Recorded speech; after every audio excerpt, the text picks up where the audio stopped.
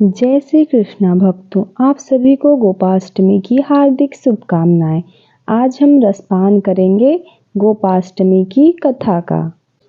जब भगवान श्री कृष्ण पौगंड अवस्था में पहुँचे तब गोपाष्टमी के दिन नंद महाराजा ने गायों और श्री कृष्ण जी के लिए एक समारोह किया।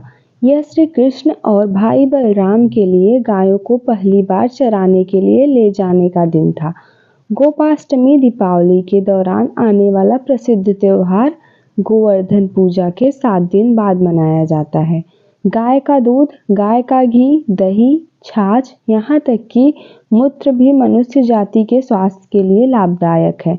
गोपाष्टमी त्योहार हमें बताता है कि हम सभी अपने पालन के लिए गाय पर निर्भर करते हैं, इसलिए वो हमारे लिए पूजनीय है और हिंदू संस्कृति गाय को माँ का दर्जा देती है।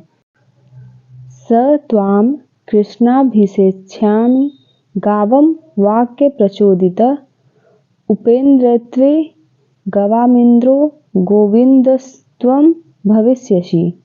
भावार्थ, हे कृष्ण, अब मैं गौओं के वाक्य अनुसार ही आपका उपेंद्र पद पर अभिषेक करूंगा तथा आप गौओं के इंद्र हैं, इसलिए आपका नाम गोविंद भी होगा।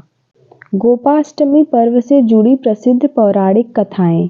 पौराणिक कथा 1। जब कृष्ण भगवान ने अपने जीवन के 6ठे वर्ष में कदम रखा तब वे अपनी मैया यशोदा से जिद करने लगे कि वे अब बड़े हो गए हैं और बछड़े को चराने के बजाय वे गैया चराने चाहते हैं।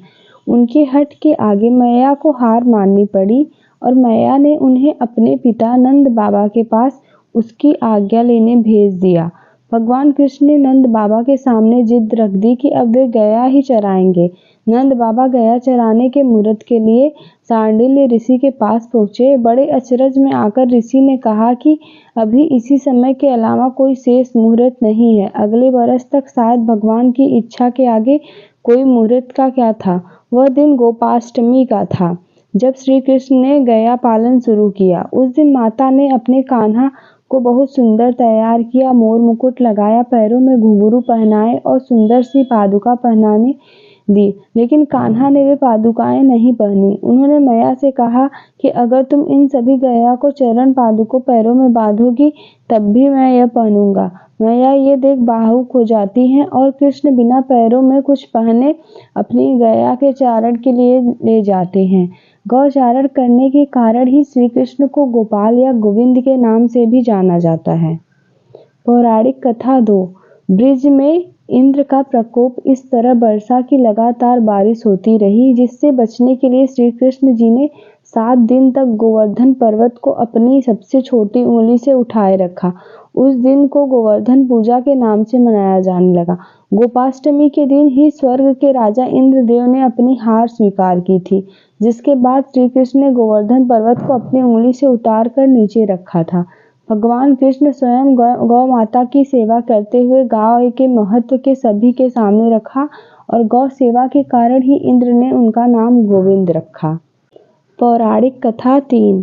गोपाष्टमी से जुड़ी एक बात और ये है कि राधा भी गाय को चराने के लिए वन में जाना चाहती थी, लेकिन लड़की होने की वजह से उन्हें इस बात के लिए कोई हाँ नहीं करता था। जिसके बाद राधा को एक तरकीब सूझी। उन्होंने ग्वाला जैसे कपड़े पहने और वन में श्री कृष्ण के साथ गाय चराने चली गई। गोपाष्टमी पूजा विधि। सुबह ही गाय और उसके बछड़े को नहलाकर तैयार किया जाता है, उसका श्रृंगार किया जाता है, पैरों में घुंघरू बांधे जाते हैं और अन्य आभूषण पहनाए जाते हैं। गौ माता के सींगों पर चुनरी का पट्टा बांधा जाता है। सुबह जल्दी उठकर स्नान करके गाय के चरण स्पर्श किए जाते हैं।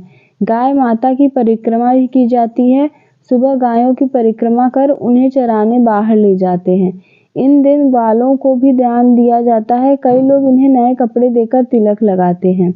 शाम को जब गाय घर लौटती हैं तब फिर उनकी पूजा की जाती है।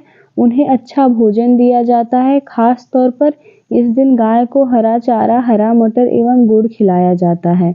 जिनके घरों में गाय नहीं होती हैं वे लोग गौशाला जाकर गाय की पूजा करते हैं, उन्हें गंगा जल, फूल चढ़ाते हैं, दिया जलाकर गुड़ खिलाते हैं, गौशाला में खाना और अन्य सामान का दान भी करते हैं औरतें कृष्ण जी की पूजा करती हैं, गाय को तिलक लगाती हैं। इस दिन भजन किए जाते हैं, कृष्ण पूजा भी की जाती है। तो ये थी गोपाष्टमी की कथा और पूजा विधि। जय श्री कृष्णा।